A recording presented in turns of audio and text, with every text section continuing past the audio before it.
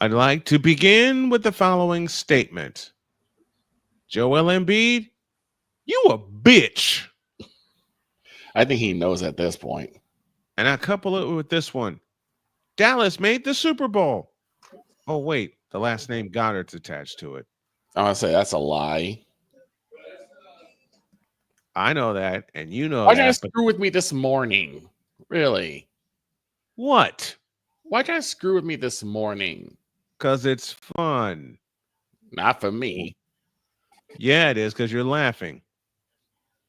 Let's go.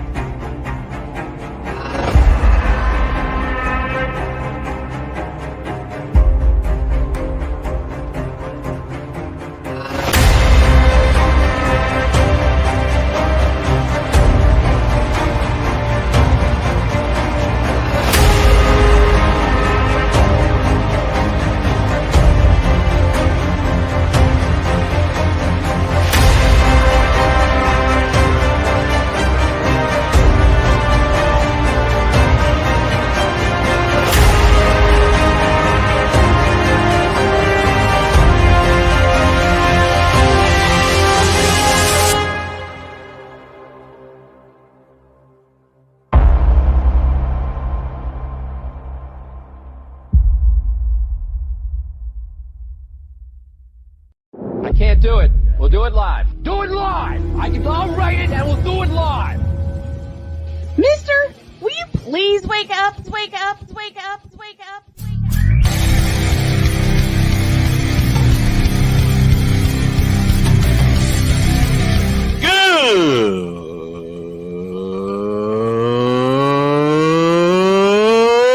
Good morning. Snowman here to all you Brock Purdy and San Francisco 49er haters. Shut up! I gotta thank you, Shane. I mean, whatever happened to the games where breaking 100 points was, I don't know, unusual?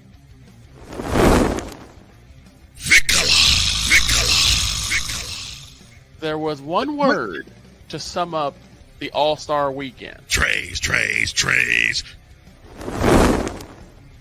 Cause we take this job so serious. Splash Brothers, yes. Ray Allen, replace him with Steve Kerr. Reggie Miller, yeah.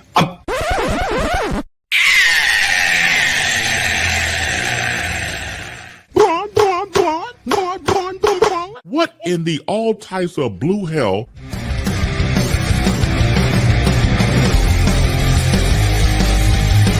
Oh yeah!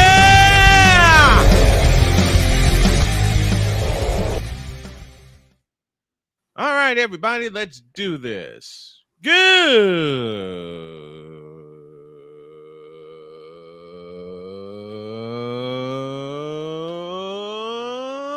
morning. Welcome to the tripped out, twisted Thursday edition of Snowman in the Morning. Glad to have y'all with us. And as I get everything pulled up here, this first hour is brought to you in part by Invader Coffee, fuel for the fearless. And he was sitting there, and now, oh, I see him. I think he's like leaning off to the side of something. Of course, he gives me that too. Let me bring my on-screen son in here. Will you sit up? No. No. He is about it. He looks as sleepy as I feel. How you doing, Droid?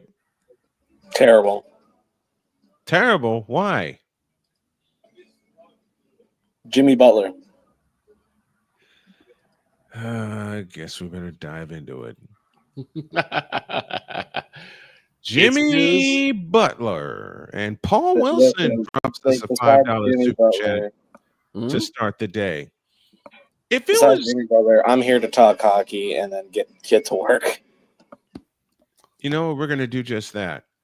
If it was prime Jimmy Butler and he's being traded to Golden State, I'd be jumping up and down happy. But we're talking about a 35-year-old Jimmy Butler who bitched his way out of the Bulls. He bitched his way out of Miami. He bitched his way out of Philadelphia. Why are you laughing? So he went from Jimmy Butler to Jimmy To LeBitch Buckets. James. No, he went from Jimmy Butler to Jimmy Buckets to Jimmy Bitch. He's Jimmy Bitch. I'm just hoping Steve Kerr has a plan to somewhat ingratiate him into Warrior Nation. Oh, Okay? yeah. Because losing Andrew Wiggins, Kyle Anderson, and a couple of draft picks doesn't make this an even deal. Not for me, it doesn't. I don't think it's for anybody. But all I can say, and he, of course, he immediately declined his $52 million option contract year. So he's a rental and nothing more. Which means we get to April, we get to the end of April, maybe, if the Warriors ever get their act together. And then we move on and rebuild, because it's going to take a couple years. I know this now. But he's the lead story. I talked about it. We can move on. Matter of fact, I would say this about the Warriors-Lakers game tonight.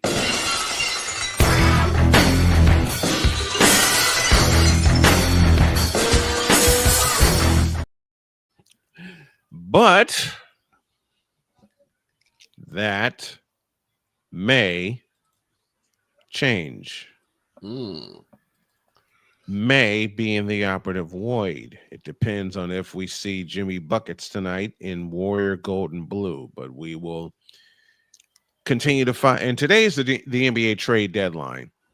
I think, and I want you guys' opinion, I think that all of the big moves that people expect to happen today have already been made. Victor, what do you think? I think we might get one more. I think we'll probably get one more like big trade that's worth mentioning. So who's the that I don't know. I don't know what it would be, but I'm thinking that we'll probably get one more. Yeah, I get that. I don't know who it would be. Because usually you get a couple like mentioning ones in the beginning right before the trade deadline, and then after the All-Star weekend, which God, we got to talk about that. I hope not. Dear God. Yeah. But you know what? We may as well get that. We may as well get this out of the way now, since we're talking NBA, and we're ingratiating the NBA into our conversation, but we're doing it our way. I'm not laying one eye on All-Star Weekend. You know what? Period. You know what? Screw this. Can I do some random musings? You most certainly may.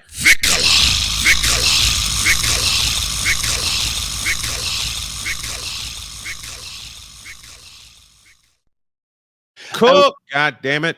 I was thinking about this for the past couple of weeks, actually. There seems to be this very noticeable lack of consequences for subpar play. Oh, I like this subject. Go whether on. Whether it's everybody gets a possession or everybody gets points, and I really put this on All-Star Weekend for the NBA, particularly the dunk contest. Oh God. Now, there's a reason why I do not watch the dunk contest anymore. You're talking about a person who back in the 80s and the 90s, I watched this religiously. Same. Yes, I watched the game. Of course, being me as a former shooter, I love the 3-point contest. Yep. But the dunk contest was where it was at. Listen, the everybody dunk contest from 1984 to, you know what? I'm going to be totally honest. From 1984 to 1988, the dunk contest is where it's at. I'll go as far as like in the 90s, some of the 90s ones. Yeah. Noah Jordan had also been in those. Right. You start seeing Jerry Stackhouse and a couple other individuals. And Vince Carter, just to name a few. But the thing that we talked about was dunkers were in the dunk contest. Not players who could dunk. I'm talking about dudes who actually put in their craft to dunk. Yes. And Kenny Skywalker from 1989, Cedric Mhm. Ceballos with the blindfold dunk at 92 in Orlando. exactly. And I don't have to say anything about the first fellow who won the slam dunk contest, a fellow you and I met personally, and Larry Nance. Mm-hmm. Yes, indeed. But the reason why I talk about the lack of consequences in the dunk contest, it was very rare, especially in those times, the 80s and 90s. It was very rare to see someone miss a dunk. Yes. Because if you missed a dunk, you got no points. You got nothing.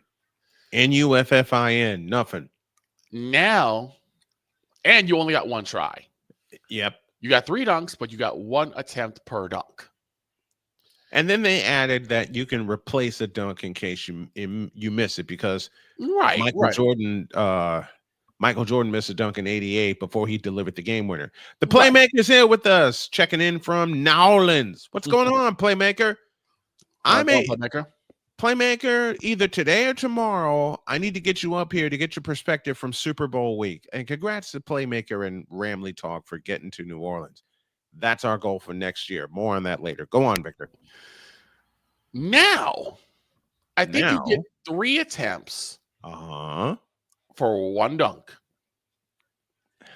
And if you miss all 3 attempts, you get what, like 5 points, I think? 5 freaking points. So basically, you get 5 points for sucking at what you're supposed to be doing. Yeah, like Chet Holmgren. I'm sorry, did I say that aloud? It's gotten so bad that right now it's only been specified for G League players to be in a dunk contest. It is ridiculous. Not to mention the pageantry of all the props and everything. Yeah, it's fine for someone to jump over a phone booth from time to time. But now you got all these props, cars, and tables and other players. Oh, man. Keep cooking. It's like, it's starting to get silly. It's starting to get really silly.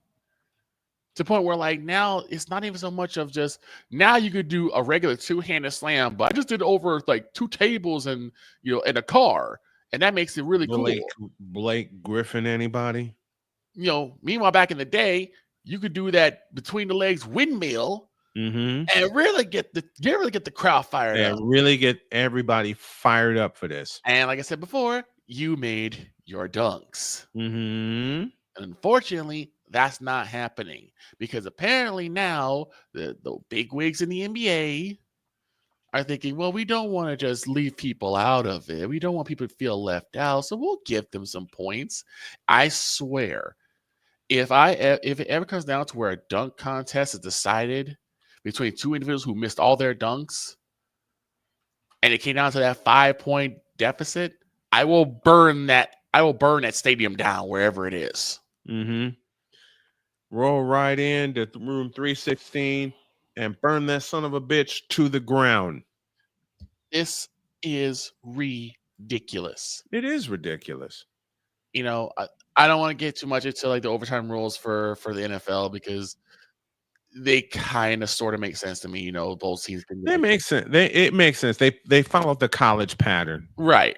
So they follow the college pattern. So I'm not going to jump all over that. That made sense to me. It's just, and like I said, this is mainly the NBA All-Star game, or All-Star or weekend, where skills competitions, 3-pointers and dunks.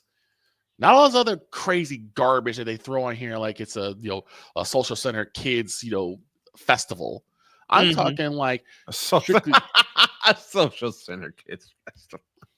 Hey, I went to social center when I was a kid. I get it. I've been there, done that, got the t-shirt, burnt the sumbitch when I got done with it. I'm talking about 3-pointers and dunks. What are they going to do next? They're going to say, oh, if you miss a whole rack of basketballs on our 3-point contest, they'll give you 3 points. They'll give you it's a participation thing. Yes. It's a participation thing, and I freaking hate it. I want these guys to earn it. if you get a 10 on the points section, if you get perfect 10s on a dunk, you earn it. Mm-hmm. Which means 1, you make your dunks. 2, you make it creative. Absolutely, you do. And keep the props to a minimum. Like I Mm-hmm. said, I don't mind if you want to do maybe one over a phone booth or over a table or something like that, but it can't just be some two-handed slam. No, it cannot. It's got to be something that really shakes the crowd up, and we don't see that. There's no flavor in the dunk contest. There's no fun in the dunk contest anymore. None. And no, even if LeBron decided he was going to bring his Cheating what I into the said dunk it. contest, it wouldn't make it that much better unless he really decides to go ham. But I think, unfortunately, that time has passed him by. Mm-hmm. I I agree. think he should stick to just, if he wants to play the All-Star game, that's fine. And just worry about trying to get another championship. That's the only thing he needs to be worried about. That's it. But there are no more All-Stars Thank in you, the Cole NBA Johnson. All-Star game. And no All-Stars in NBA All-Star weekend. The best part of last year was the 3-point, was the mixed 3-point invitational between Steph Curry and Sabrina Ionescu. Yeah, which I think they'll do again.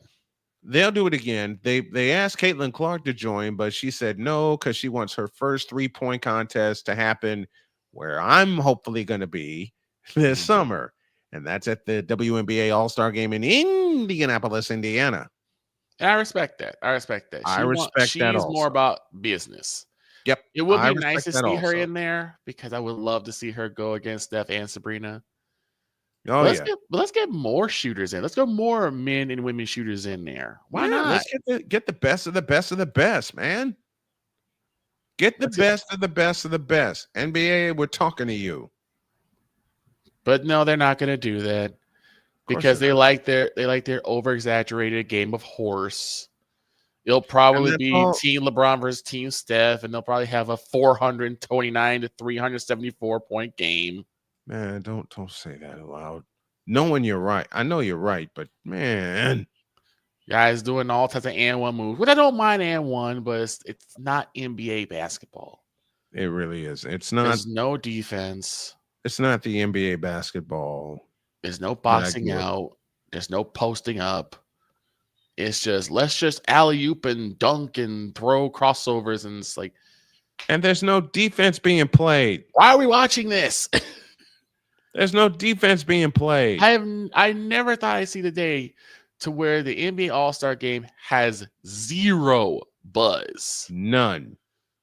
I mean, I just thought the All-Star game is coming up this weekend. Didn't even think about it. Did not even think about it. Mm-hmm. And unfortunately, these new set of rules they have for the All-Star game is going to take place in the Chase Center. This is how sad. There's more defense being played for the NBA Cup than there is for All-Star Weekend. Think about that. I mean, no lie to be found, but damn it, don't make me spit out my drink like that. You're not lying, though. You're not lying. That's how sad of a state the NBA All-Star game and All-Star weekend has become. And I know people will say, well, there's nothing to play for. Well, for me personally, how about pride? How about personal pride? How about the fact that you represented the Eastern Conference and you got a win over the Western Conference? How about that? Right. How about that to play for? Now, yeah, we could do something where whichever conference wins, then that conference team who gets to the finals hosts the finals. Just That'd like be nice. Major League Baseball did for just like Major League Baseball did. Just like how the Pro Bowl used to be. You win your conference wins the All-Star game, then whichever team comes out of that conference, they get home court advantage in the NBA Finals. I mean, why not do that? But I mean, first and foremost, what about pride? Mm-hmm. What about just regular pride? Pride in your craft, pride in your ability, pride in your balls. Where's that? I know that There sounds ain't none. vulgar. I apologize, but where is that? Where's the pride that I am an NBA All-Star and I'm gonna play like an NBA All-Star? I'm gonna make my shots and I'm gonna put up some solid defense to keep the other player from scoring. Mm-hmm. Mm-hmm. The first All-Star game I watched was 1982 at the Meadowlands. The final was 120 to 118, and it was a defensive. It was a block shot actually that won the game for the East. Right. And who made that block shot? Larry Joe Bird. I'm just so tired of the NBA taking such a soft stance. Like I said, now we're here, and then we're probably gonna have two free throws if you get fouled at the 3-point line, which is idiotic. And not is something that's not broken in the game. Fix what's broken, Adam Silver. Leave the stuff that's not broken alone. But you're talking about Adam Silver. You're talking about Adam Silver. There needs to be consequences if you don't make it. Play-in tournaments need to go too. Man, I'm the sorry. The play-in tournament needs to be, like you said, play-in tournament needs to go. I'm sorry. Period. If you didn't Play-in make the tournament eight, needs to go. if you didn't make the top 8 seeds, you just didn't make the top 8 seeds. Go home, try again. Go home, retool, try again next year. Thank you. Thank you for saying that. That's how it's supposed to be. The best 8 seeds, the best 8 teams of each conference are the ones that go to the playoffs. Period, point blank, end of discussion. You don't make it. If you're number 9, you go home, you try again. You're number 10, you go home, try again. Mm-hmm. Someone working. You may have had a tough schedule. Go home, retool, try again next year. And you find people that miss game, that you find people for load management too. How about that? How about that? Like if you really feel like you have to, stop because of injury worries or something like that, then talk to the team doctors. Mm-hmm. Talk to your medical staff. Talk to your medical staff. Kawhi Leonard. What's up with that? Say, I'm worried about my ankle. I'm worried about this. Okay, we'll take a look at it, and if you start feeling discomfort, then we'll go from there. Mm-hmm. Saying I don't want to play because I'm over the temperature today, or I didn't eat. I said, Kawhi bump all Leonard. that. Bump all that. My dad brought up about how, these guys are getting paid hundreds of millions of dollars to play basketball. Hundreds of millions. Hundreds of millions of dollars. Hundreds of millions. Okay. Amounts normal people will never ever see in their lifetime. And yes, they are talented guys. But that's why we expect so much from them. We're talking about the type of money that people wish they could lay their hands on, but won't. Right. I'm one of those people who wish they could lay their hands on it and will. I am one of the people who think I will, but that's a story for another time. All right, I'm not gonna hold too much up. I just wanted to get that off my chest because I'm seeing such a lack of consequences for subpar play. I'm seeing so many people excuse others for subpar play. I'm like, we just don't want them to feel left out. We want their feelings hurt. Bump your feelings. Exactly. It's time to man up. It's time to woman up for the WNBA and if there were soft rules for WNBA, I'd jump on that too. Mm-hmm. Because those women are tough as nails, and they need to be given a chance to showcase that they are tough as nails. But this is primarily to the NBA. Grow up, man up, Let's get back to having consequences when you mess up.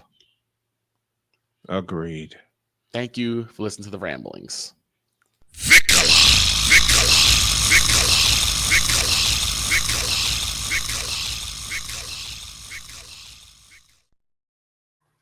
Coming up next, I'm going to couple that.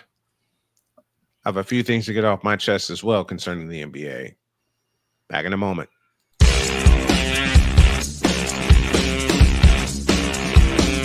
This is Snowman in the Morning.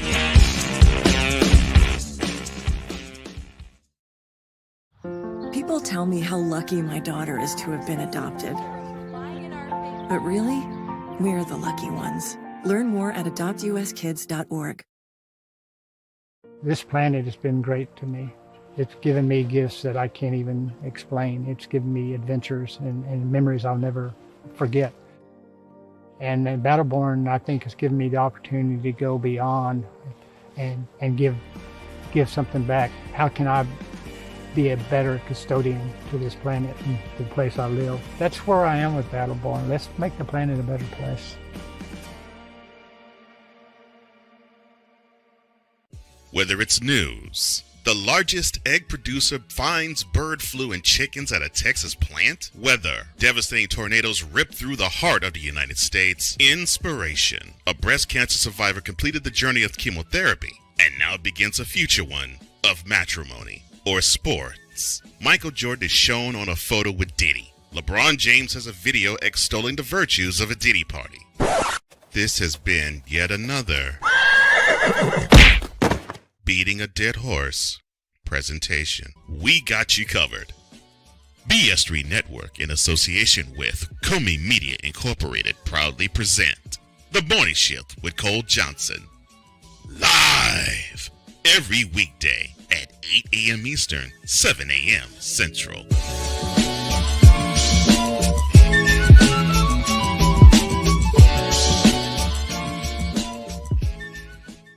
Here's an important message from the Diabetes Solution Center. Do you like pricking your fingers to test your blood sugar levels? No one does, but it's important to maintain your health. And now, by wearing a small remote device called a continuous glucose monitor, or CGM, you don't need to prick your fingers anymore. It's easy to use and helps you make more accurate diabetes treatment decisions. If you are testing your blood sugar 3 or more times daily, injecting insulin, or using an insulin pump, call the Diabetes Solution Center right now. And if you have Medicare or most major insurance coverage, you may be able to get a new CGM at little to no out-of-pocket cost. Shipping is free and will even bill your insurance company for you. If you are testing your blood sugar 3 or more times daily, injecting insulin, or using an insulin pump, call the Diabetes Solution Center right now to learn how to end the painful finger sticks and get your own continuous glucose monitor, or CGM, at little to no out-of-pocket cost. SeatGeek is the ticketing app for fans like Boomstick Lady. No free throw is safe from the roar of her sticks. SeatGeek helps her find a seat in the direct eye line of the shooter so she can sit where her boomsticks make the biggest boom. Everybody okay? SeatGeek handles the tickets to sports, concerts, and more, so fans can fan. Join the transporter to Hades. Your butt and gut becomes one. Join the reformer of hooker whores. This is my daughter, Placenta Booty Johnson. Join the bronze car. Whenever you are in distress, take off your baseball cap and throw it in the air. Join your very own superhero of broadcasting, Chris Bass. So whatever color crayon they get, they palm it and do 2 circles, and that translates to, I can beat up black people. As she takes you through the week's paces in Baseline. Live every Saturday at 8 a.m. Eastern, 7 a.m. Central, No, Pacific Time Zone people, just stay asleep when this is on live and just catch the recording. Oh, I'm sorry. Exclusively on the Chris Bass YouTube channel.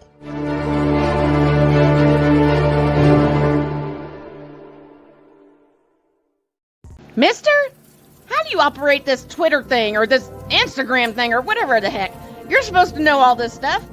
Anyway, welcome back to the show. Before we go any further, let's go to the Fanatics feedback zone. And one of my dearest friends, Coach O'Brien Osinski, says great play, but totally punked out on his teammates and the Heat, talking about Jimmy Butler. And I agree. I agree. This is simple. Finish out the contract that you signed. Punk ass move. Agreed.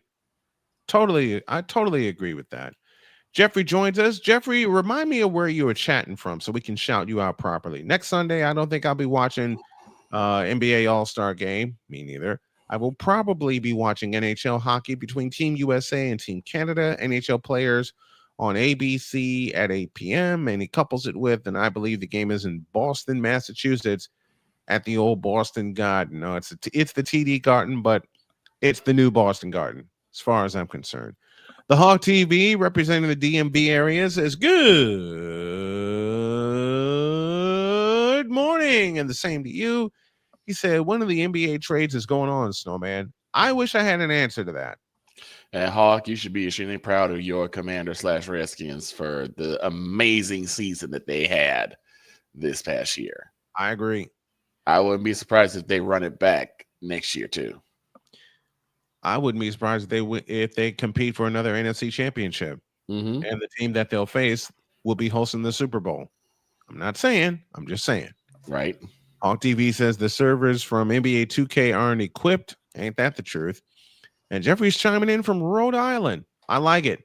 In fact, I'm calling it right now. Redskins, 49ers in Santa Clara for the NFC championship, and it goes 2 overtimes.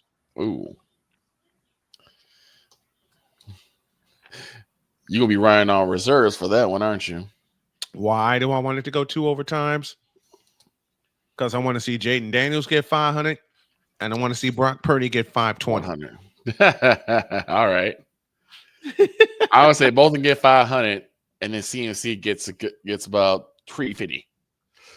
CMC gets 350. Brian Robb gets 200. Terry McLaurin, Brandon Ayuk, and Debo get 200. George Kittle gets 200. Right? And I want a 2,000-yard game. Damn it. With no punts. I want a 2,000-yard game with no punts. None. And I think the Redskins and the 49ers will deliver that for us next year. Like I said, I want Jaden Daniels to get 500. I want Brock Purdy to get 500. CMC, I want him to get 350. I want him to break the record for most yards in the game. I want CMC, and from reports, he's going to be totally healthy next week.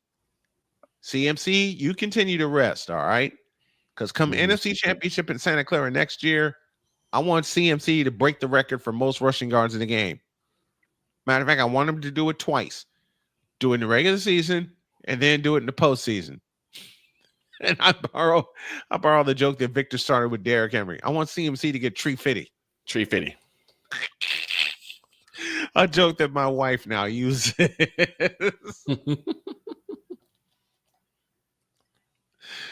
And the first time I said it, she looked at me and said, "Where did you get that from?" I got it from Victor. She's like, "Of course you did." Not even a month later. I swear to you guys, not even a month later. Honey? Yes, babe. Can you turn the oven on so I can make some waffles? Okay. What am I turning the oven on to? Turn it to 350. I fell the hell out laughing. I fell out laughing. I am honored that Dr. K has now used the moniker of 350. And it's permanently stuck here in the house. Good. Very good. Make your picks today and tomorrow. Tomorrow's our Friday mega show leading up to the Super Bowl, and we'll have our mega show on Sunday, our mega pregame show on Sunday after South Carolina takes on Texas, and we'll take you all the way to and through the Super Bowl, and of course through our extended post-game show. Now, also, do us a favor, folks. We're really trying to grow this, but to do that, it costs. All right? And we got to meet those costs. So if you would be, where is that? I erased it. Why'd you come in here and erase my banner? What? Don't want me. How do I even do that? My banner. How do I even do that? I don't know.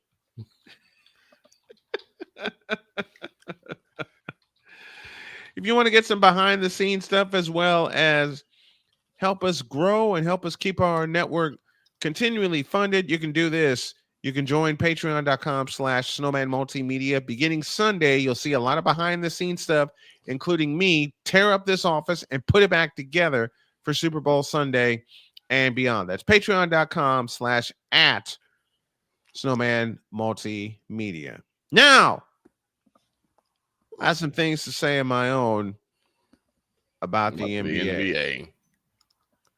Some of it you're going to like, some of it you don't. And of course, I'm borrowing from the movie Talk to Me with Don Cheadle. As the line goes, or to borrow it, I'm going to say a few things about the NBA. Some of it you're going to like, some of it you won't. If you don't like what I'm saying, challenge me. Please. Let's do it.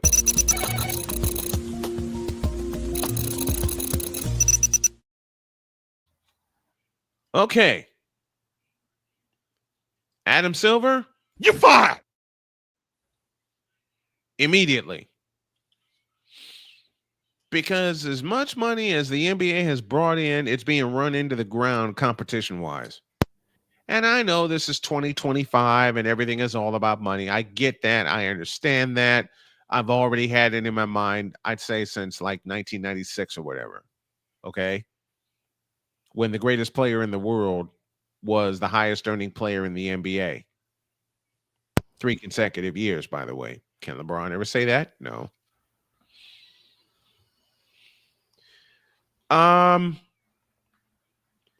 Let's start with the All-Star game. Okay. And I just got paid a compliment from one of my dearest friends, Loretta Soria, whose daughter, Isabella, signed with Chicago State. She says, quote, as far as I'm concerned, you will always be the voice of CSU. That is one of the sweetest compliments I've ever gotten. I agree. Because I used to call her games. I agree wholeheartedly. Thank you. Thank you. Thank you. Y'all are too kind. Thank you. Hey, it's where I got my start. All right, to the NBA All-Star game. First of all, it's in San Francisco. I love that. I hate the fact it's going to be pickup style. Yeah.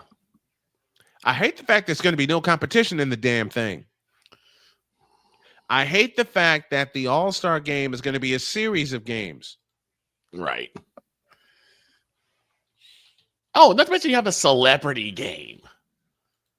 What is that? Leave the celebrity game. Leave the celebrity game out of this. It doesn't count.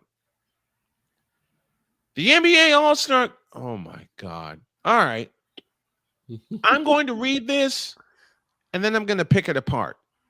Okay. The new NBA All-Star game format. Jesus Christ. The NBA All-Star game will be tournament style, featuring 4 teams across 3 games. The winner for each game will be the first team to reach or surpass 40 points. Oh. There will be 2 semifinal matchups, game 1 and game 2. The winning teams from each will move on to play in the championship matchup, game 3. So you telling me, Adam Silver, why didn't you put a Knicks in this? I hate. They're going to be 3 games. 3. I can't going to say this. I may need Ray Ray's help. I'm going to throw up. I may need Ray Ray's help for this. Because once again, there's one word that will describe this All-Star game too. And if I'm right, and I know I am, it is Trays, trays, trays, trays, trays, trays, trays, trays, trays, trays, trays, trays. Trays, trays, trays, trays, trays, tray, trays, trays, trays, trays, trays, trays. Yep.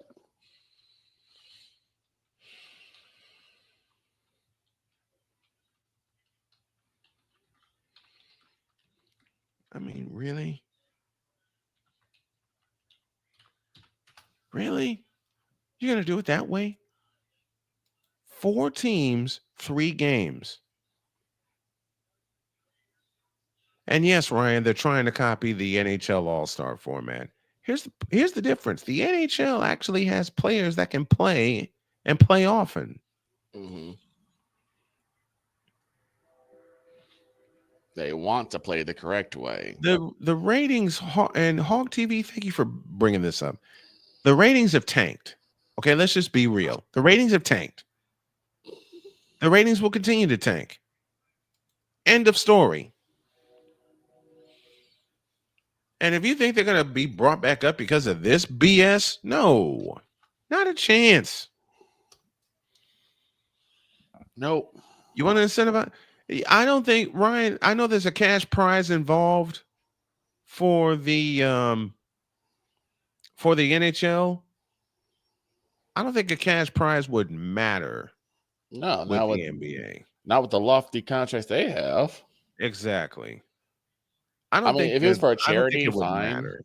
I really don't. I don't think it would matter. It was for a charity. If it was like a charity, I think it probably would matter a little more. And they only did that once, and that was in 2020. Right. And that game sucked. In my hometown. In my house. In my house. As my dad would say, in my house. The hell are you going to do that for? In my house. And then they put up some BS. I need a drink. I need another drink.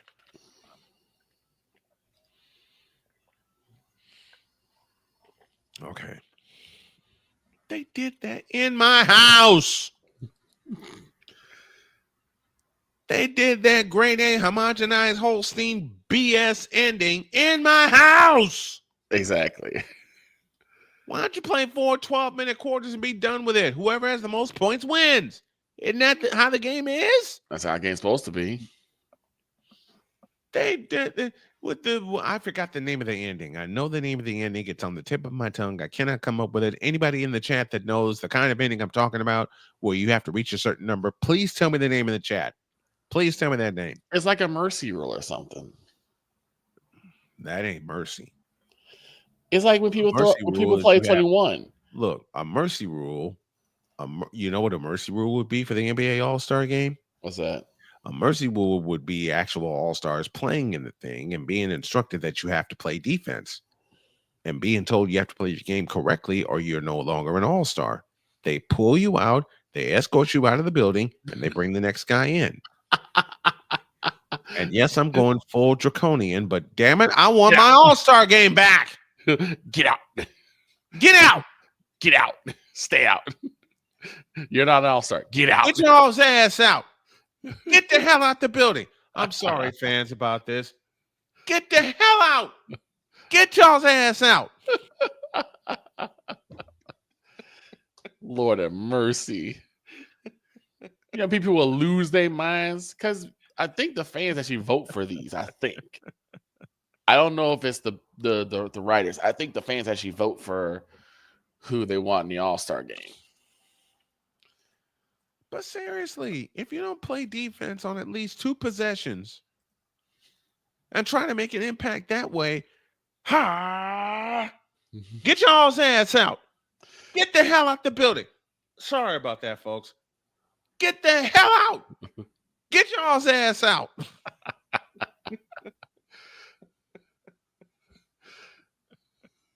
And you know exactly and I know exactly where that came from. And you point too. You point to the door. Yes. You point to the nearest exit. like I said, you know where I borrowed that from. Yep. Oh God. But seriously, before I go on a complete tangent, let me finish this up here. Mhm. It's the players' fault the ratings have tanked. It's the players' fault that the NBA All-Star game has tanked. And it's this guy's fault the NBA is in the shitter right now. This moment of bronze sexual stupidity is brought to you by Hooked on Bronix. When you start talking like an idiotic bronze sexual, Hooked on Bronix can set you right. Call 1-800-YOKAY. Real LJPM, now approve all this. When he leaves, I'll be doing this.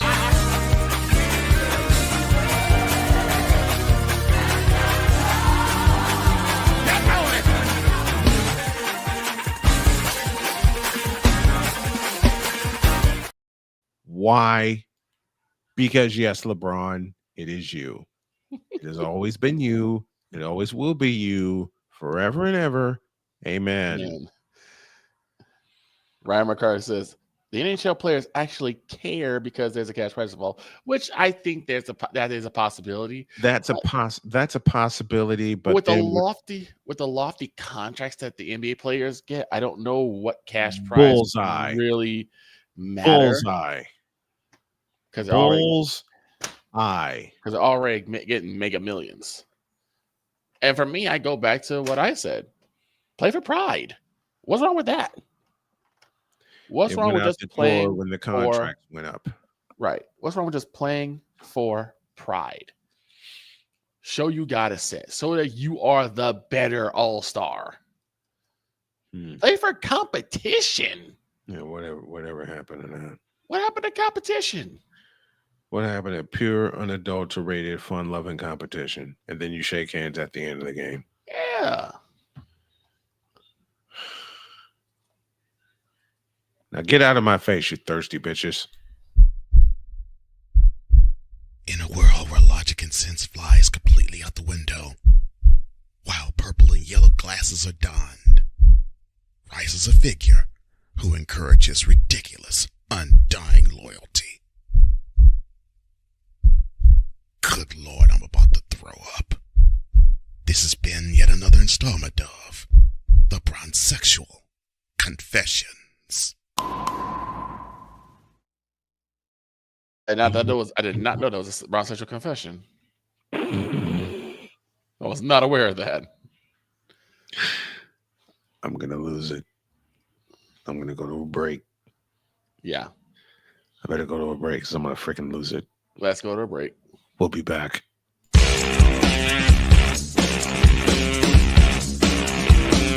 This is Snowman in the Morning.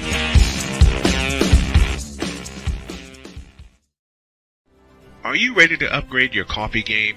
Prepare for an invasion of flavor with Invader Coffee. It's the caffeinated elixir that fuels champions, the blend that pushes boundaries. Whether you're battling deadlines or exploring uncharted territories, Invader Coffee has your back. Join the invasion at invadercoffee.com and taste the difference for yourself. Use the code SNOWMAN for 15% off your first order. Invader Coffee, veteran owned.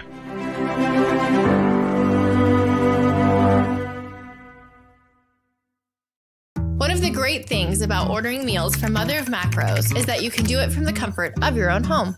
Click the national or local delivery link to access the menu, and we'll ship the meals right to your door.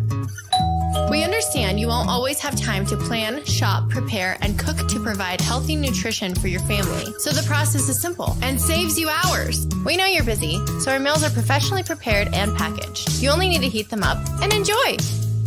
We provide macro-balanced, delicious meals chock full of fresh, local ingredients with none of the stuff you don't want to eat. Plus, our menu changes every week, keeping your taste buds wanting more. We take care of your meals so you can worry about everything else on your list. Mother of Macros.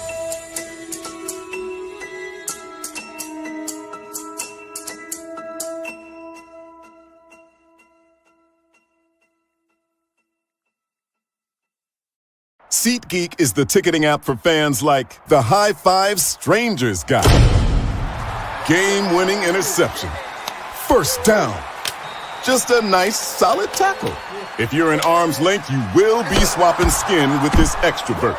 You see, he knows SeatGeek got him a great deal on tickets, so he can focus on what he does best, smacking palms. SeatGeek handles the tickets to sports, concerts, and more, so fans can fan. Quinn. Moment of clarity. I haven't watched BT in years. KP. Drake needs to come back with another triple platinum album. E Digger.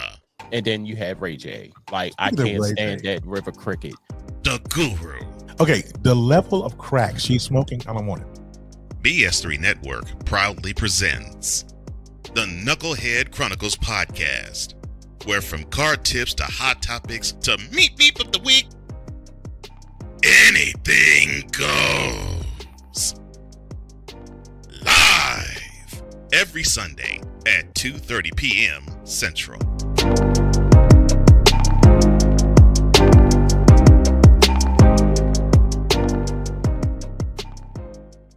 During bad weather, driving can become downright dangerous. What's your emergency, please? Trust Battle Vision Storm, the revolutionary glare reduction glasses that turn your sight bright during bad weather at night or during the day.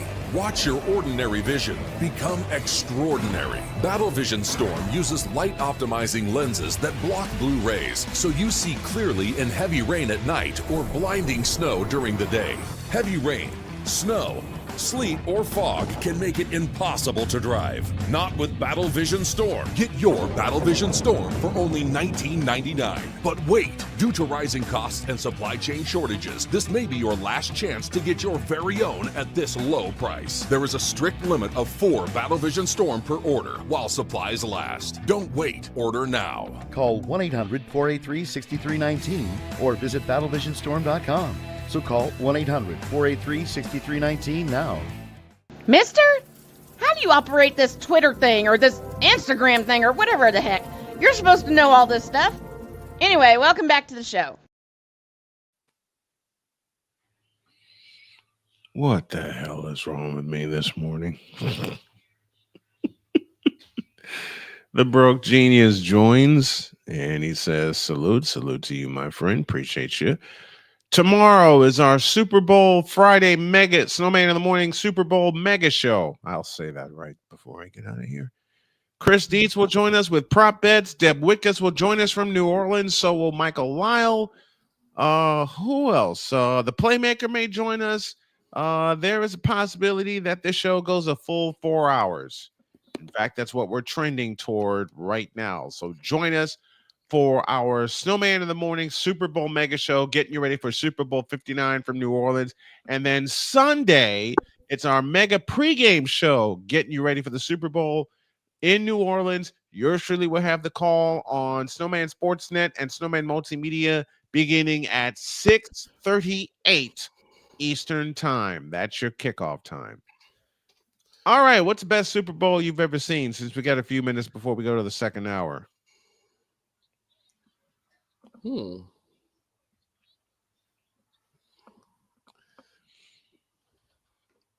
Nice. What are some of the best Super Bowls you have ever seen? Wait, say again. And folks in the chat and in the discussion, give me your votes as well. I know 3 of yours already. 27, 28, and 30. Yeah. Yep. Those are some great ones. Those are some great ones.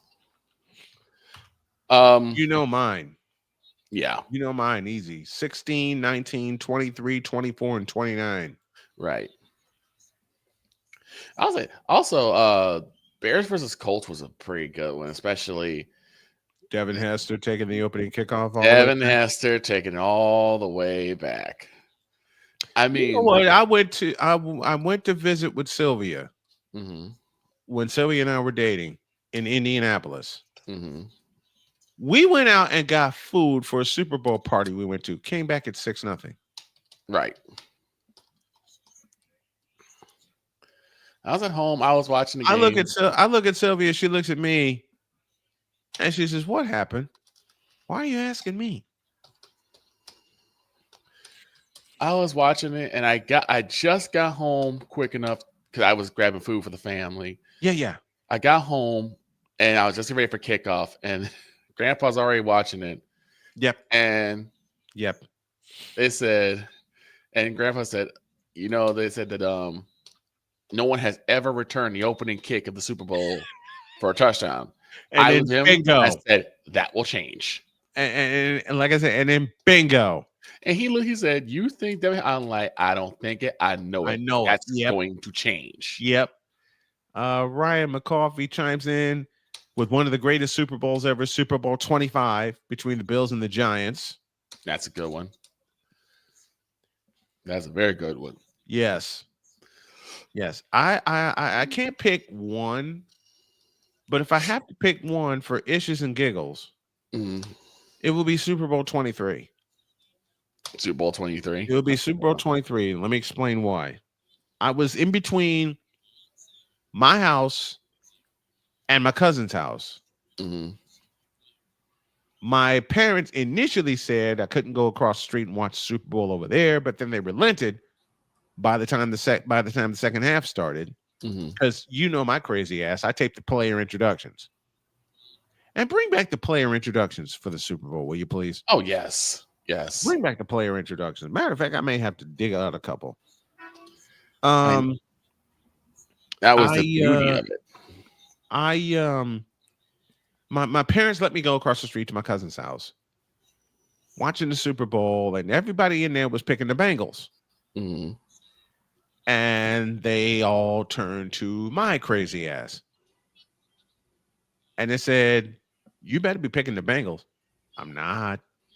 I go, "Why not, Joe Montana?"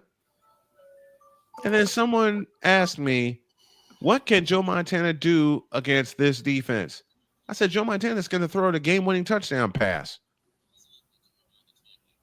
Yeah, my cousin's parents looked at me and went, "What? You actually think that's going to happen?" I don't think it's going to happen. I know it's going to happen because it's Joe Montana. And at that time, which is January 22nd, 1989, I said, "He's the greatest quarterback ever." Well, he's not going to do it against Cincinnati. Want to make a bet on this one? Why did I see a pool sheet in front of me? The moment I said that, someone brought over a sheet where all kinds of bets were being made. One of the bets was who would throw the game-winning touchdown pass. I immediately wrote down Montana. I pulled out the $10 I had for allowance and I shoved it in the pot. Right. And just when I think it wasn't going to pan out, this happened. Rice has just set a Super Bowl record with 12 catches. He's in motion. Montana, touchdown, John Taylor.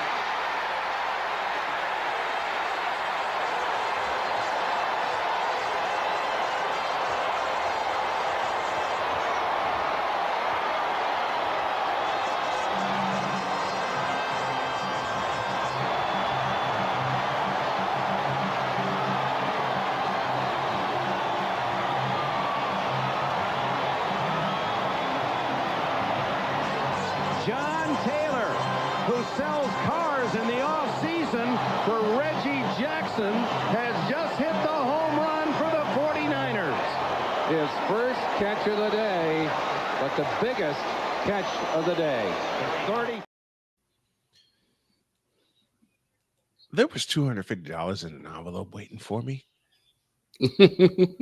How much? $250. $250. 2.5. You're like, what is this? There was $250 waiting for me, and it was like, shut up and get out. And when you're a younger person, $250 is a lot of money. It was 1989, which made it even more money. Exactly. It was January 22nd, 1989, and here I am walking with 20s, 5s, and 1s in a doggone envelope out of my cousin's house. Right. My cousin's grandparents are going, How did you know? That? It's Joe Montana. I mean, it's Joe Cool. Haven't you learned yet? It's Joe Montana. What you mean? I walk back across the street and I'm going, how am I going to hide this from my parents? Right. I'm a high school student, 16 years old, that knows a little bit about football. I'm not supposed to have $250. Luckily, Dad rode to the rescue. Mm-hmm. He said, I found out what happened. Oh boy. He leans in my ear. He says, give me the envelope. I'll hide it from your mother. Please. Please.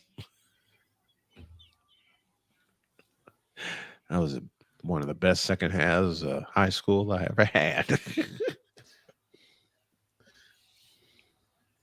Because, when you start school, especially during the high school years, the first half of the high school season drags ass.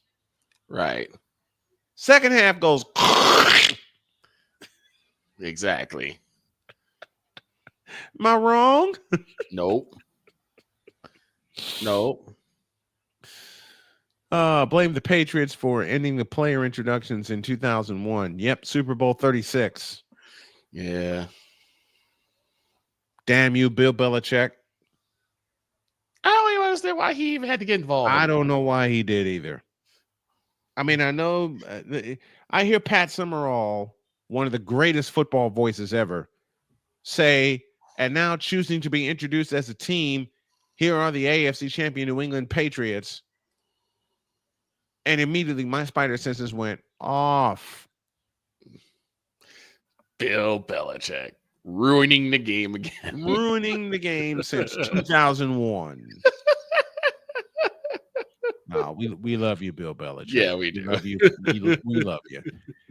We say that kiddingly, and we understand your decision. I totally get that. It was a culture that he established with the Patriots. I make fun of it.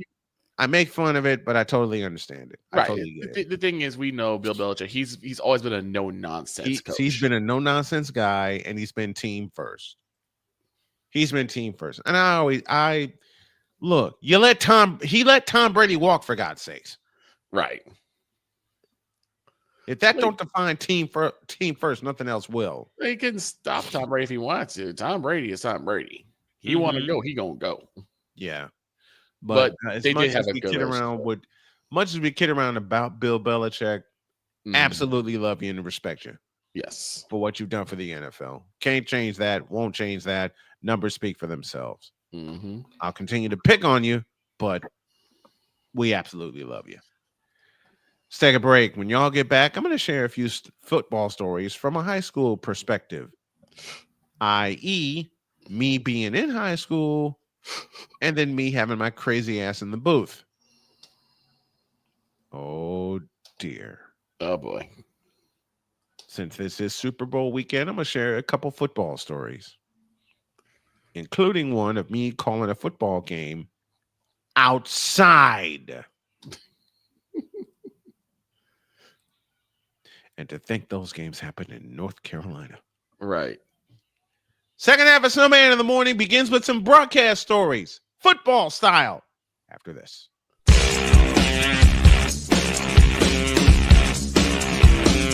This is Snowman in the Morning.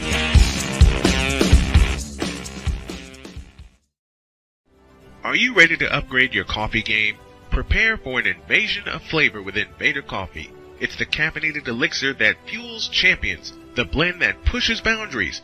Whether you're battling deadlines or exploring uncharted territories, Invader Coffee has your back. Join the invasion at invadercoffee.com and taste the difference for yourself. Use the code SNOWMAN for 15% off your first order. Invader Coffee, veteran owned.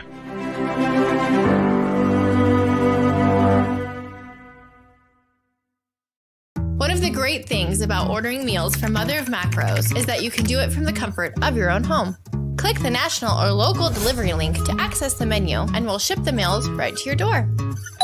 We understand you won't always have time to plan, shop, prepare, and cook to provide healthy nutrition for your family, so the process is simple and saves you hours. We know you're busy, so our meals are professionally prepared and packaged. You only need to heat them up and enjoy. We provide macro-balanced, delicious meals chock full of fresh, local ingredients with none of the stuff you don't want to eat. Plus, our menu changes every week, keeping your taste buds wanting more.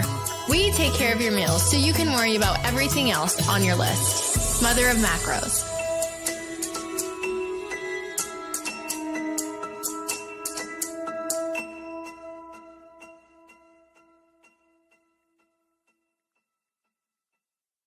SeatGeek is the ticketing app for fans like the High Five Strangers guy. Game-winning interception. First down. Just a nice, solid tackle. If you're in arm's length, you will be swapping skin with this extrovert. You see, he knows SeatGeek got him a great deal on tickets, so he can focus on what he does best, smacking palms. SeatGeek handles the tickets to sports, concerts, and more, so fans can fan.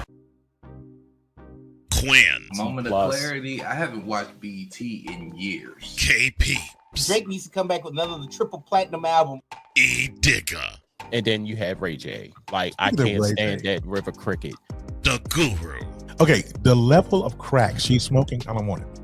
BS3 Network proudly presents the Knucklehead Chronicles podcast, where from card tips to hot topics to meep of the week, anything goes. Live every Sunday at 2:30 p.m. Central.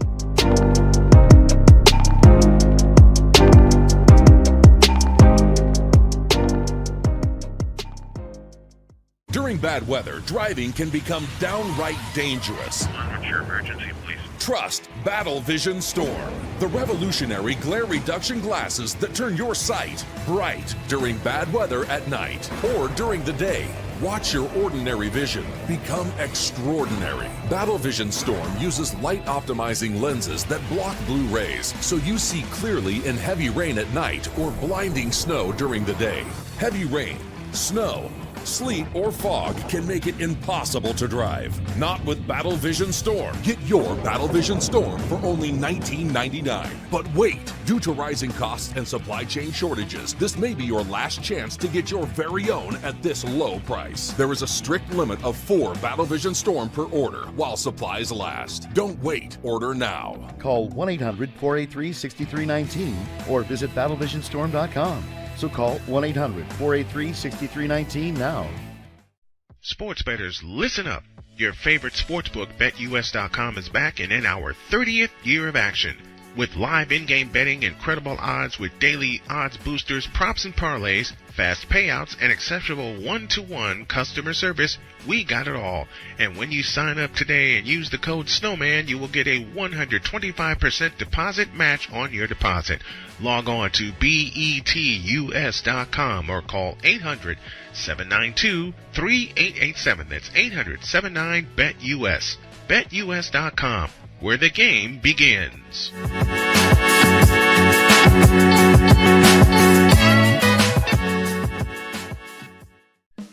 Attention sports fans, looking for the ultimate gear and apparel to show your team pride? Look no further than Fanatics, the #1 destination for sports enthusiasts. Visit SnowmanMultimediaSports.com today and shop a wide selection of officially licensed merchandise from your favorite teams and players. From jerseys to hats to accessories to collectibles, Fanatics has it all. Don't miss out on the chance to elevate your game day experience. Head over to SnowmanMultimediaSports.com/Fanatics and gear up like a true fan with Fanatics. Officially licensed everything.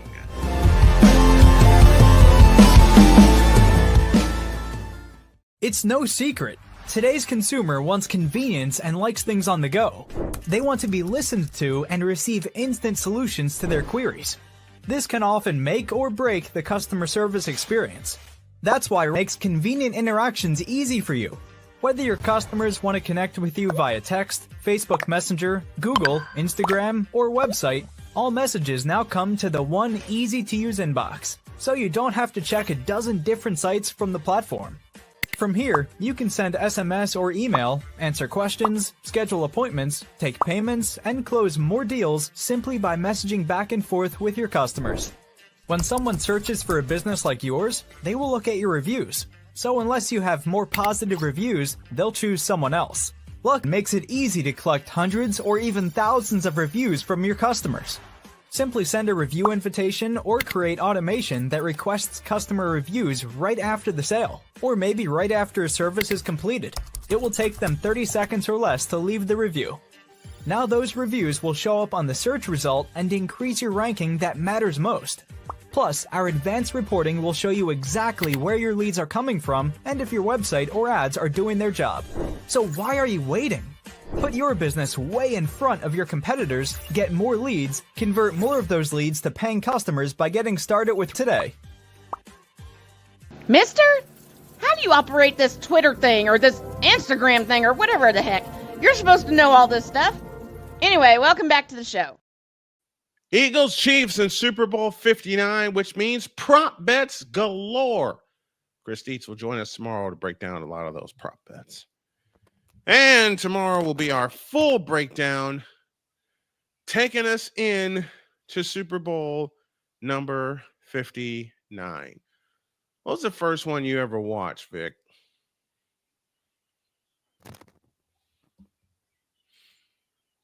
Where'd he go? Hey, you. Well, I can tell you the first one I ever watched.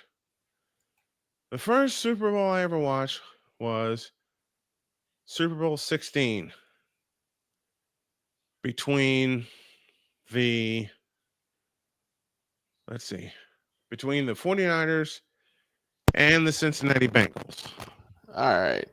Mr. What was the first Super Bowl you ever watched? Oh, man, that's a tough one. Did I surprise you with that after break? That's a tough one. Because I can tell you the first one I ever watched was 16. I saw parts of 15. My dad told me the Eagles. My dad told me the first one I watched was 85 when the Bears won it all. Bears and Patriots. I would never remember it. I was too young. Right.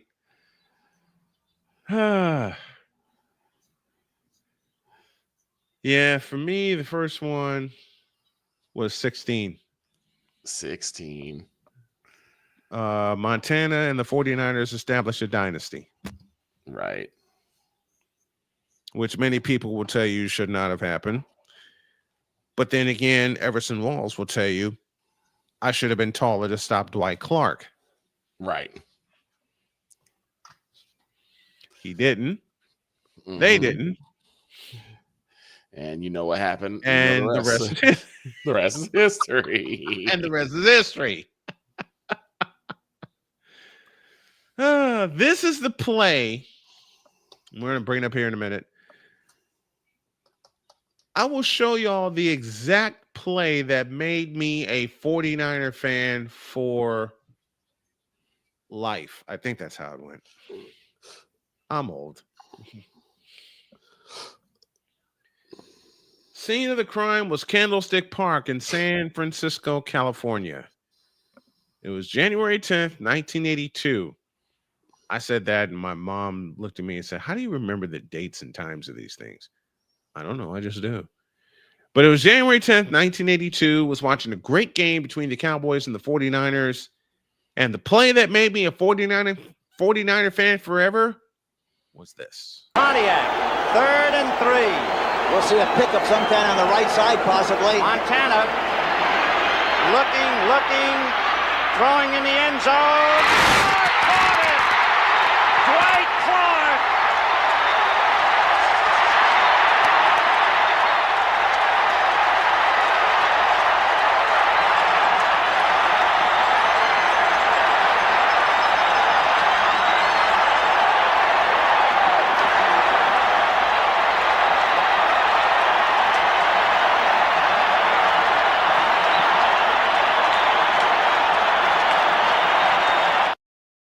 You saw two rarities in that game. Mm-hmm. The same quarterback that threw the game-winning touchdown pass was also the holder, because you saw him counting the players to make sure that there was 11 on the field for the extra point attempt by one Ray Wershing.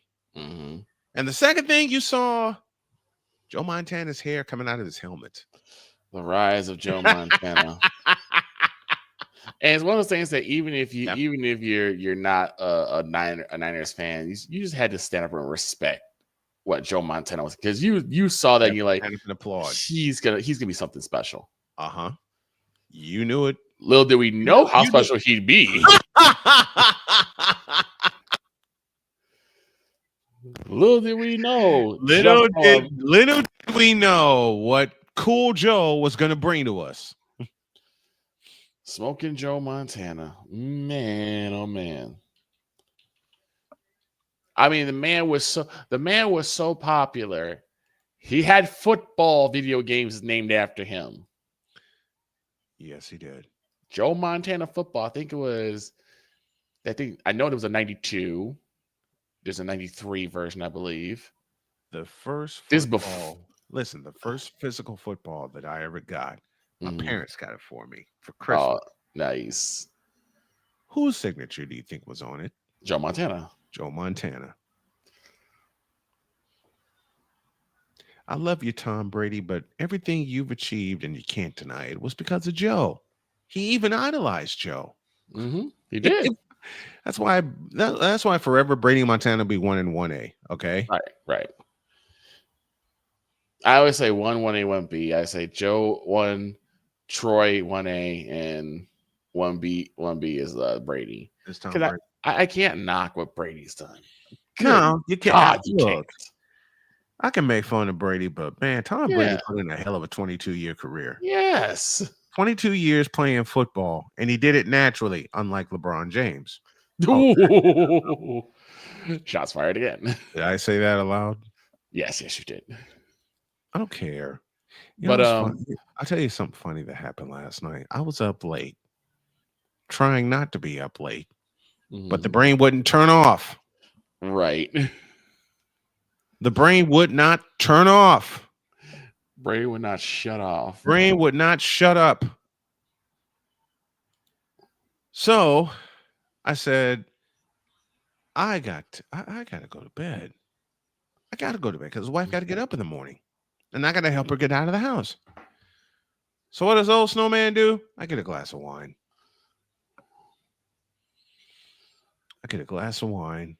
And 10 minutes later, I was knocked out. But go on with what you were saying about Montana and company. Because little did we realize, little did we know, little did we think about what Montana was going to bring to the NFL for 11 years.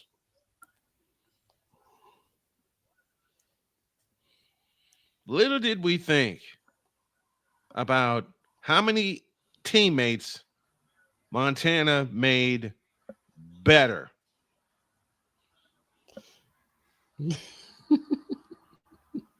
That's right, I said it. And you'll continue to say it. Damn right.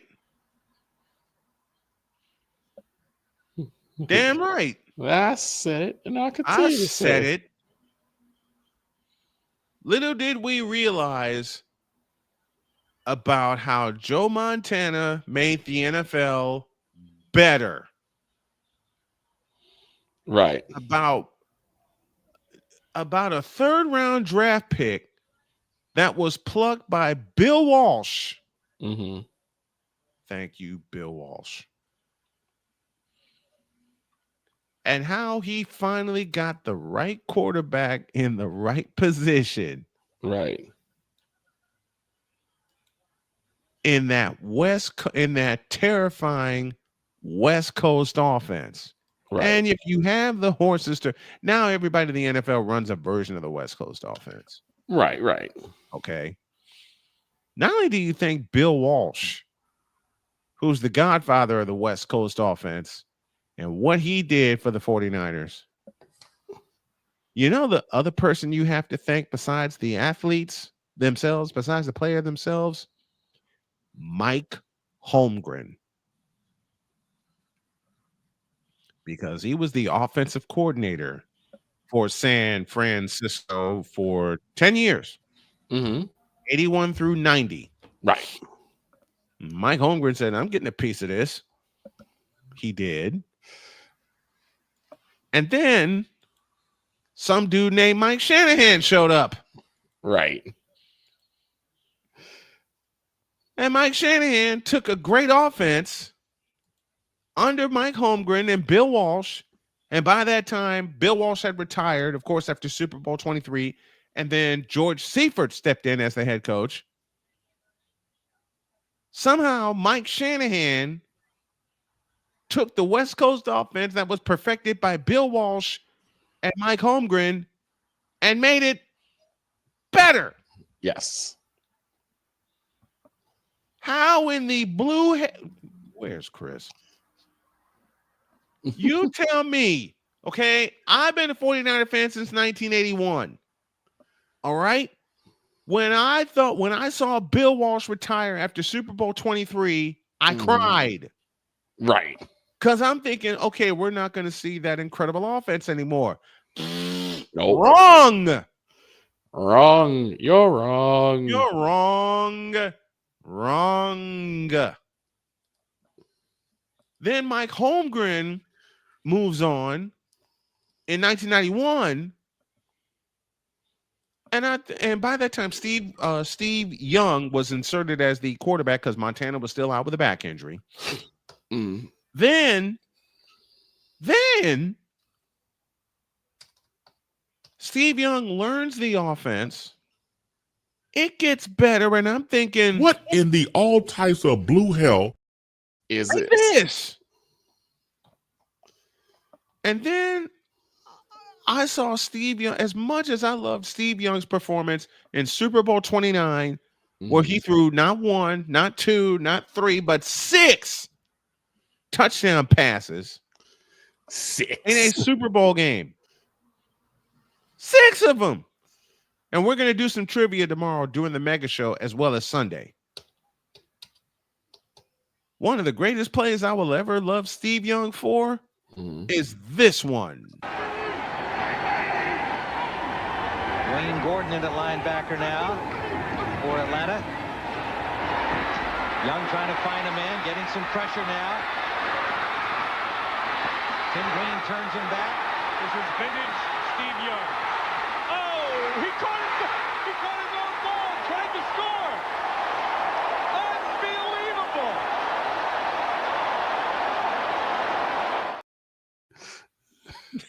I remember the first time I saw that, I'm like, Steve Young, you're cheating. You, sir, are cheating. You can't do that. The clips today are courtesy of CBS.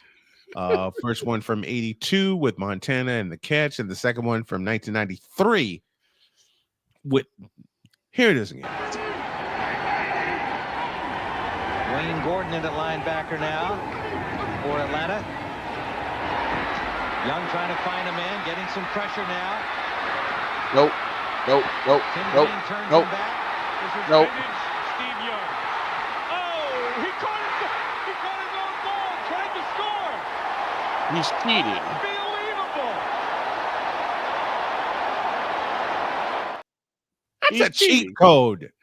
You cheated and got away with it.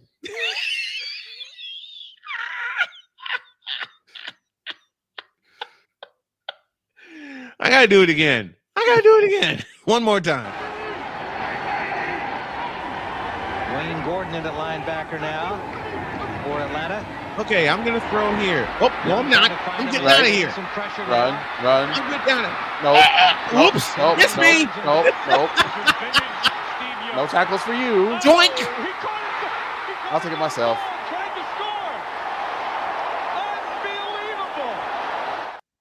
And the guy that tackled him, the guy that tackled him had the biggest sigh of relief because he's like, if I had let him scored, right, I'll never hear the end of it for the rest of my career. It was like, how did you let the quarterback throw a touchdown pass to himself and you couldn't stop him? And the two guys that be in the area should have picked it off. Yes, they should have picked it off.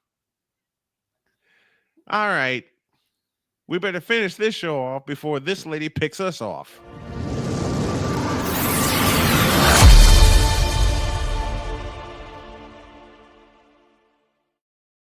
And the Mic drop Moran in the house. How are you? Hey, I am doing great. How about you, Snowman? Snowman's doing awesome. The winds of the Great. Windy City have brought us Mic Drop Moran. The one and only. Let's start with the Super Bowl and Autumn Lockwood. Absolutely. Making absolute history for the Super Bowl. The first black woman to coach in the Super Bowl. She's an assistant coach for the Philadelphia Eagles. Which, by the way, make you? How does that, Alison? Let me start with you. How does that make you feel as a woman to see that happen? it's about damn time. It's just about damn time. You know, the thing is that and I'll drink to it too if I had a cup in front of me or a bottle, which is kind of what I need today. But the thing is that women as refs, as coaches, have been appearing in the Super Bowl for the last roughly 10 years now. And I have been following their progress, their slow but steady progress. And this is a great moment for the Eagles. It's a great moment for all mankind, really, because women have been so capable for so long. It's unreal. Is absolutely unreal that this hasn't happened before. So my feeling, and that's why I'm going for the Eagles on Sunday, baby. So I'm going anybody who's that woke, any team that has that kind of a commitment to equality and not looking at gender and saying, "Oh, you're a girl, you can't coach football." Come on. If she's good enough to do the job, bring her in to do the job. Absolutely. Yeah, okay. I mean, they've been strength and conditioning coaches for a while now, and I mean, there's no difference in terms of training, in terms of what you have to do to get that degree, and and gosh, when you grow up with football, you know the game. Damn it, you know the game. So. It's just the brain, the noggin of the people who have been in the NFL for decades don't see it. No, and they don't want to see it. Refuse. They don't want to see it. And I have a grave fear that is exactly what's going to go on, as this regressive government that we have is going to be putting more restrictions on more people and, kicking us back to the 50s and, not being able to fulfill exactly what we can do. Hell, I'm a result of Title IX. There's no way that you and I would be talking on this stage unless I were married to a quarterback or a tight end or something like that. There's no way that I would be here without the benefits of Title IX and everything that has offered a generation of women. So it's 100%. The reason why you're seeing people like Autumn Lockwood in this arena.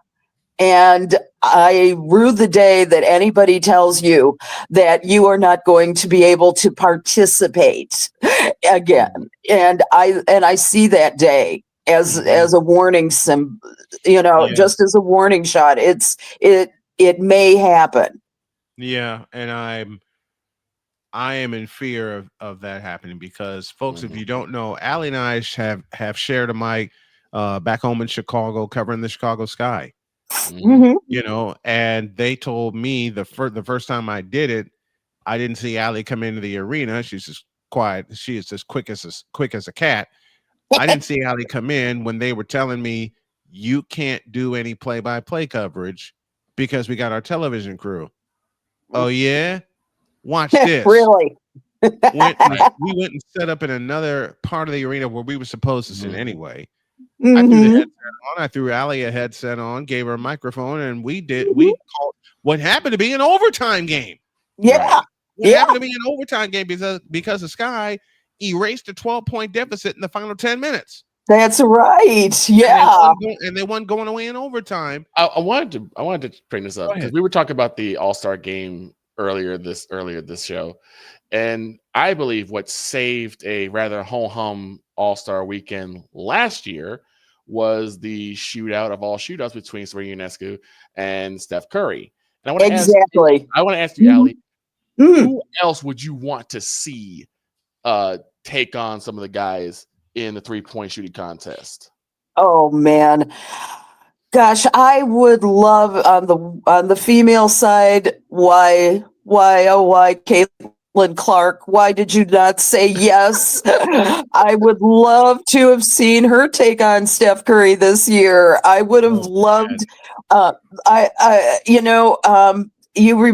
I would like to see Courtney Vandersloot in there, maybe. I would like to see somebody like Sabrina Ionescu in there. You know, there's a million females I would love to see go up and really be a part of what is a really boring game. Otherwise, it is. The skills contest is the reason that. Oh, did she freeze? Are we still there? I'm sorry. Yeah, we got you. Okay, we got you. Okay. We got you. Yeah. Okay, great. There are some disadvantages to utilizing my phone for everything. Right. But yeah, sometimes it freezes, it cuts off, it does crazy things. You know, we can't stop it. We just ride the tide, so to speak. Where did I get cut off? Whom you would like to see women going up against men in the 3-point shootout, because I came up with a scenario where you have the Splash Sisters, Sabrina Ionescu and Caitlin Clark, versus the Splash Brothers, Steph Curry and Klay Thompson. Yeah. I love it. I was thinking Klay Thompson for the other one too. So you and I are totally, simpatico on so many things, Brian. It's great. And the thing is, I would sincerely hope there's still time to issue an invitation, because I think that's one of the great myths is that, and I used to fight this all the time, is that women would be pulverized by the men. Women would be eliminated. And their poor little souls couldn't take it, And I'm going, what? Hell, our bodies are built for childbirth. We can take a hell of a lot of pain. Come on. So I swear my sister Allie is my wife incarnate, because she said the exact same thing when we had this when Jody and I had this conversation last week, which brings us to this: transgender women being banned by Donald Trump in any level of sports. And yes, if this is a setback for Title IX, you better believe it is. It most certainly is. Now, I'll be a fair person and give both sides of the argument. The Republicans say that it restores fairness to sports. LGBT advocacy and human rights organizations do describe this as discriminatory. The order goes into effect immediately and largely covers high school, universities, and grassroots sports. Now, the thing is that this is based on some rather faulty research, and the Republicans have clearly not read any research. It's it's limited and ongoing. This is true. The research is. But in a peer-reviewed Journal of Sports Medicine back in 2017, found that there was no direct or consistent research showing that trans people have an athletic advantage in either way. And one thing that they really don't look at, there's a more recent study in October of 2023 that a review of the research conducted says that sex differences do develop following puberty, but many are, and I quote this, reduced, if not erased over time by gender affirming hormone therapy.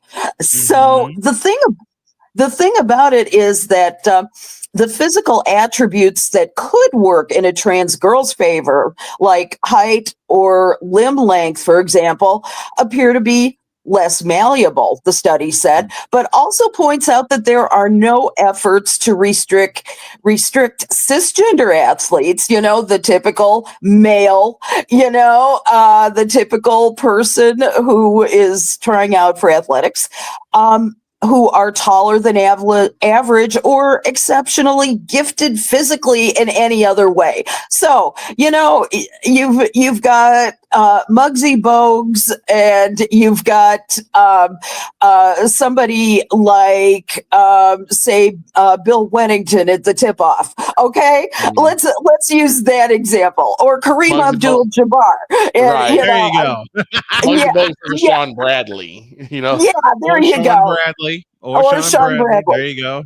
Yeah. Okay. Who's going to figure out how to make that tip off work?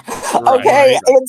And I mean, Muggsy was my favorite example of somebody who was shorter than me and still managed to have a very prolific career. He could just go under people's legs if he had to, and he would. And so. Yeah, he was. And the thing is that there's another thing is that with this ruling, and that out of approximately 510,000 athletes who compete across the NCAA, fewer than 10 are known to be transgender. You're talking about the lowest hanging fruit possible. Okay. Fewer than 10. And so Trump is seeking to shape policy around an issue that does not exist on a large scale, first of all. Yeah. And but the thing is, if you're going to have this kind of ruling where there is no empiric evidence that anything is different, you're talking about an equal playing field anyway.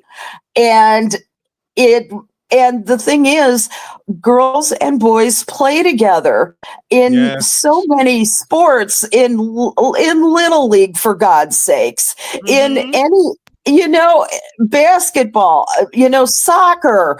My Greg's grandson played soccer, and he had a few really kick-ass girls on his team. He's 8 years old, and he's a great kid, and he's not growing up with this, oh, you're a girl, you can't play. He's not growing up with any of the stigma that I grew up with, any of the, are you kidding? So it's based on faulty premise. It's based on really, I think, just god awful homophobic fear, of the unknown. It's based on as I said, empirical science. It's just a lousy ruling, and and now the thing is that there have been some lawsuits filed though since that ruling, and so I'm bound and determined if I have to go to Washington. I'm the mom of a non-binary child who is in the LGBTQ plus community. So, like hell, Lev sees themselves very differently from the way the world sees them, and I'm respecting that this is the way that Lev wants to live Lev's life. I don't, and I want the kid to be happy. I want the kid to have all the opportunities. I mean, none of us. This is why we report. We're not athletic, okay? Right. We can keep in shape, but nobody's gonna sign any of us to a long-term contract for sports of any kind. Those who don't. I want to say this. I'm so glad, Miss Moran, that you brought that up about girls in Little League, because there was one particular girl when I used to do PA work with Snowman at Ho Chunk. There was a Chicago Braves. There was a girl named Deja Bell. Yep, bit taller. Never seen a slicker slider in my life. Exactly. One that came from Deja. Listen, I couldn't even hit that slider, and I knew it was coming. Right. Exactly. She came to me. Deja came to me one day and she says, "You want to take some batting practice?" I'm like, "Sure, I'm not going to be able to hit anything, but sure, I'll take some batting practice." My boss said it was okay. Victor's looking at this. I'm getting pieces of everything she's throwing. Then she threw that slider at me. Put the bat down. I got corkscrewed into the ground. I stood up, I put the bat down and walked away. Right. I love it. I love it. Laughing. I mean, I love the kid. She's cracking up laughing. Her parents are laughing. Dad comes over to me and says, "Why did you walk away? I do not want to face a slider like that in life ever again." Ever. Exactly. Just wait till you see her knuckleball, huh? Right? She threw one in the game she started that day. Yep. I love it. She mastered a knuckleball the day before we saw the slider. Next day, she corkscrews me into the ground throwing that slider. I get up and walk away. The guys get their field in shape for the game. They're all laughing. We're all sharing a laugh about it. Yeah. And the first pitch she throws in the game she's scheduled for was a knuckleball that started at the top of my head and wound up at my feet.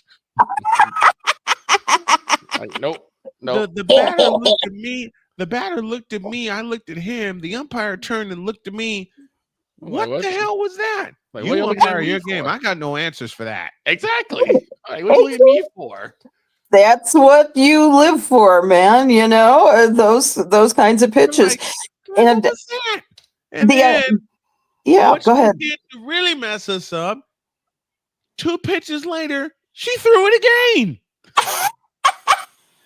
And it had even more movement than the first time she threw that knuckleball. Damn. I said, "Oh, hell no. I quit." I walked off. That's great. I love it. That's the reason why we've got to keep fighting, because moments like this are the reason for everything that we can do to continue to have athletes, and especially young athletes, people in high schools, people in grade schools. They all need to be able to play together, because ultimately the empirical difference is not great, and any more so than if you have a Sean Bradley or a Manute Bull against somebody like a Candace Parker. Muggsy Bogues too. I mean, this is the reason why we play. And I mean, I used to throw football passes in my street ball days, and I was pretty good. And but if I had suggested perhaps to the Oak Park River Forest High School board that maybe I was in a position where I could help out the Oak Park Huskies, they would have gone, "Hey, what? You don't be silly." You're right. Yeah. You're absolutely right. One of the first when I was back doing games in Chicago, one of the first like suburban games I ever did was at Oak Park River Forest, at the OPRF Stadium, and getting settled, getting ready to call the game, and they come up to the booth and they said, "Would you like to try something from the concession stand?" Sure, lay it on me. Why did they give me this 6-inch pork roast sandwich? Barbecue Speak well of us. Speak well of us at the boy, were you lucky. I ate that thing. I ate that thing before I went on air, and I loved the sandwich, but I regretted the result because I was a zombie for 3 quarters trying not to fall asleep. that sugar crash. Let's go to NCAA. Let's go to women's basketball, NCAA basketball. And I want Alan to complete this quartet as we're talking early Final Four predictions as it's coming down the stretch here. Complete this Final Four quartet. I want to see your 4 teams. UCLA, South Carolina, Connecticut. Who fills out the quartet for you? For me, I think it's going to be the LSU Lady Tigers. For me, because Kim Mulkey is a beast. Kim has fought her way with her players to greater heights than anybody predicted for the SEC. Because she did the same thing at Baylor, and I'm saying that they're going to leap over the UConn Huskies because right now I'm in agreement with you. Let's see. You said UCLA Bruins. You said South Carolina Gamecocks. Did I hear Notre Dame? Did I hear Notre Dame from you? No. What did I hear? You heard me say UCLA, South Carolina, and Connecticut. Connecticut. Okay. I'm going to disagree with you on Connecticut. I am going to disagree. I think it's possible. I do. I think with Becker's there, frankly, you know what? I think she should stay in school another year. To be honest. I do too. I wish. I think UConn and Notre Dame could be a knockout game. Could be a regional knockout game. The winner of that goes to Tampa to fill out the Final Four. But they're 2 undeniable spots right now. They belong to UCLA and South Carolina. UCLA 21-0, number one in the nation. South Carolina number 2 in the nation. 3, 4, and 5 go Notre Dame, Texas, Connecticut, and then you got the LSU Lady Tigers led by Kim Mulkey. 23-1 heading into this weekend, heading into tonight actually when they go to Missouri. Now, why does Missouri have my spider senses go all the way up? Because you and I both know, Allie, we've covered women's basketball for a long time. Strange things happen at the University of Missouri. That Mizzou is an odd place. They kill people that you don't think that they're going to kill, and it's like there's a curse over ranked teams when they go to Mizzou. Mizzou has not often been ranked even in the top 25, but they have been they have been killers. They've acted as spoilers most of the time. So I don't really know what their strange power is. I must visit and see, but they are. I think that they are going to be a perfect example of why LSU could make it in. Why? Because I think they really make the ranked teams work hard to maintain their spot. So I'm just besides which, you know what? Remember, this is all done by committee. Right. You remember that this is those two, and the thing is, TV. She is all those little tiger striped outfits, all those facial expressions. There's going to be no one on planet Earth who's not going to want to see that in the Final Four. So there's going to be some real interesting mechanisms to get LSU there. But I consider the process very subjective, and I consider the process to be suspect most years, but everybody wants an exciting Final Four, right? Yeah.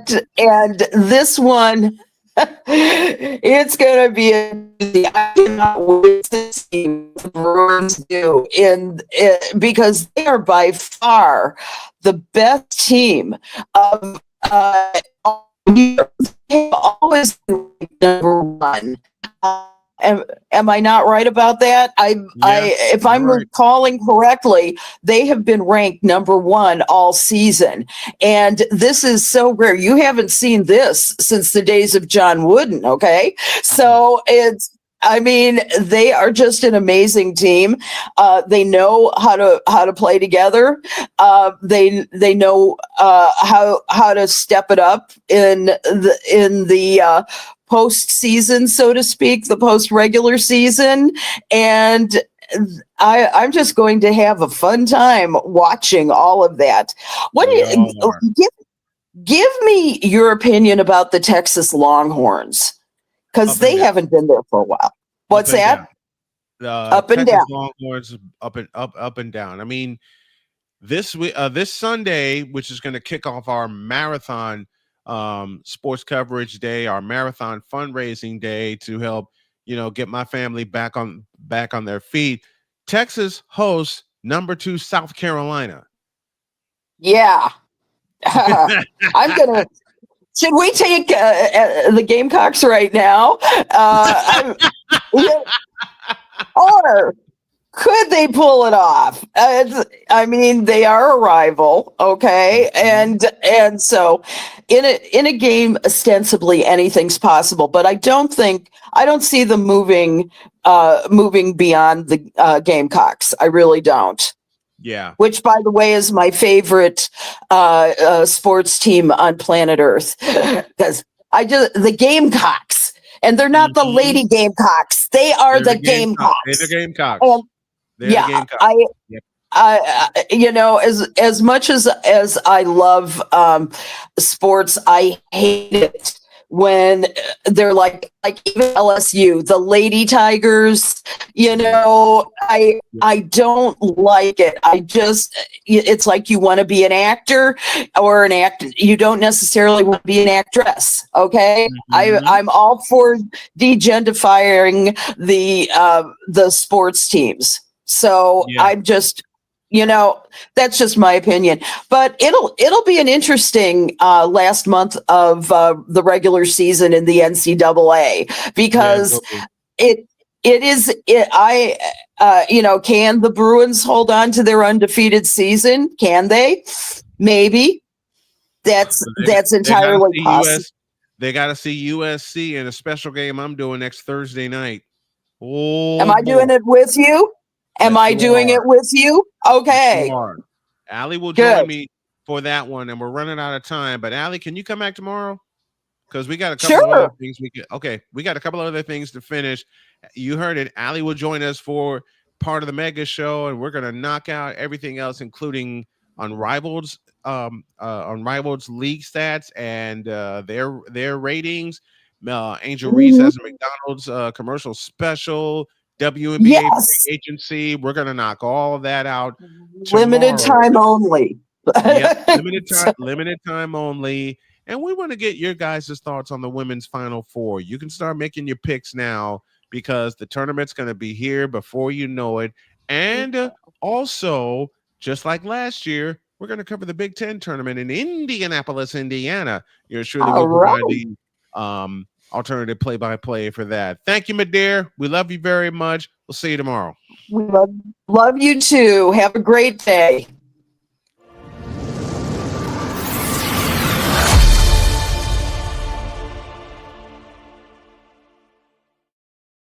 We're out of time, we're out of room, and we're out of here. Have a great day. God bless. Remember to make your next move your best move, and always remember, if your dreams don't scare you, they are simply not big enough. Dream big, do bigger. We are, and we hope y'all are too. And I got to finish some laundry before my daughter beats me up. And I mean that very kiddingly, Sonia. I love you very much. See you tomorrow.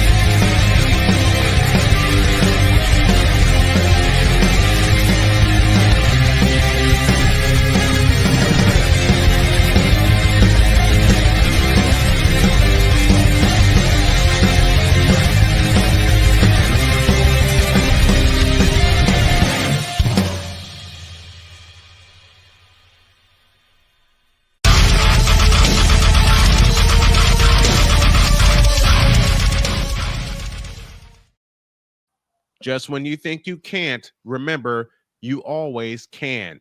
Our Super Bowl Mega Show is tomorrow. So long, everybody. Take care.